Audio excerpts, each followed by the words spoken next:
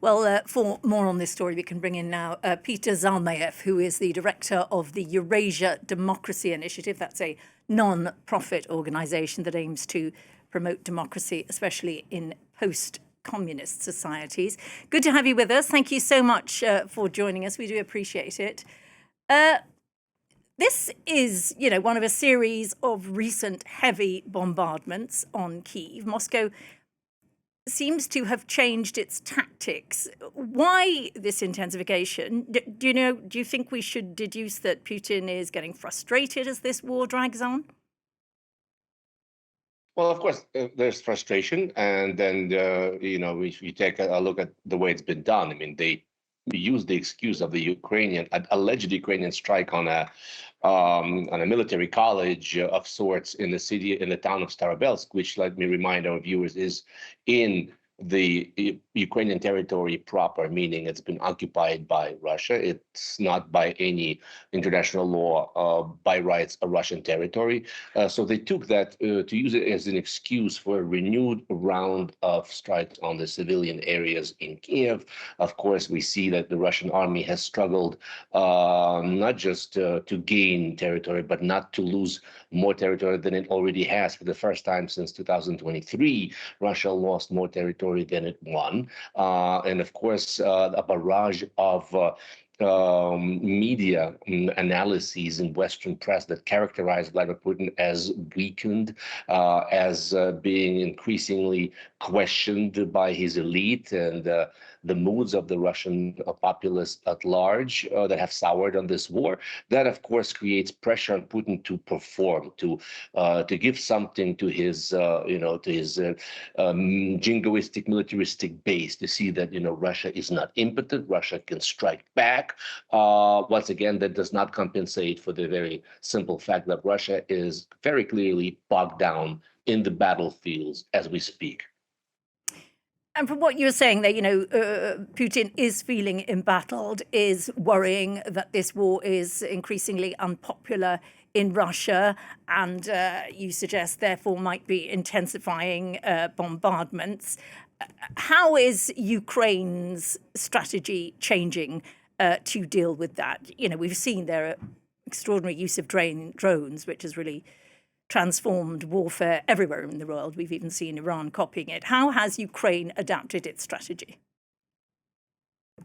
Well, Ukraine, first of all, has, of course, been perfecting its drone technology, and it's now harnessed the power of AI to strike deeper, smarter, deep inside Russian territory, and is in fact, we call this the Ukraine's oil sanctions on Russia. We're dealing with the fact that Donald Trump has decided to temporarily lift time and again sanctions on the oil that has been languishing in so-called dark fleet of Russian tankers out in the oceans, and enabled Russia to sell it.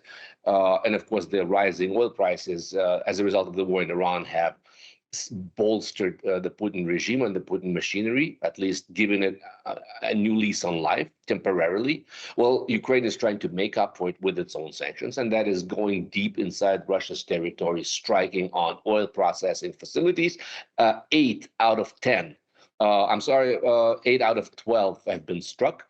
Russia has been able to export 700,000 barrels of its oil less, and in fact, it's now at the point of the smallest amount of sales since 2009. So we are under no illusion that Vladimir Putin will stand down anytime soon, that he will just quit terrorizing our cities, such as what we saw last night.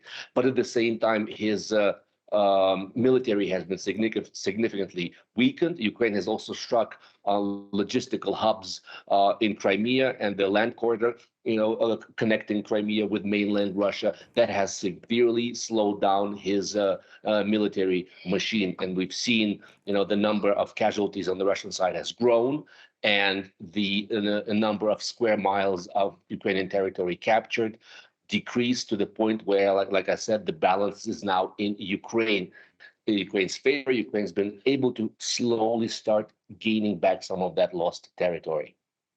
And, 4 years into this war, how is morale in Ukraine? We heard Gulliver there talking about some of the impact of those strikes overnight and also some of the impact on the economy as well. Is Volodymyr Zelensky still popular? How are the Ukrainian people faring 4 years into this war?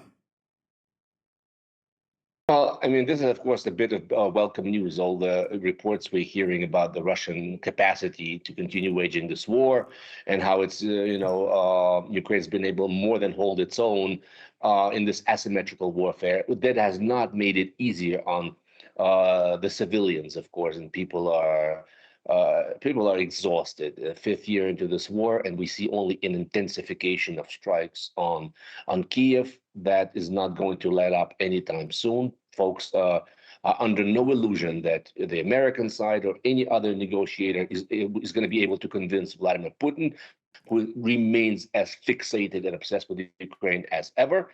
But let me just finish on a slightly more positive note than when you asked about the economy. Of course, the much needed injection of over 100 billion euros into Ukraine's economy, where once Hungary lifted its veto and unblocked the release of these funds, that's also very good. That's relieved some of the pressure on the Ukrainian government for the next year at least. So a mixed bag of feelings, I would say. Okay, we'll have to leave it there. Thank you so much, Peter Zalmayev, Director of the Eurasia Democracy Initiative. Thank you so much for joining us here on France 24.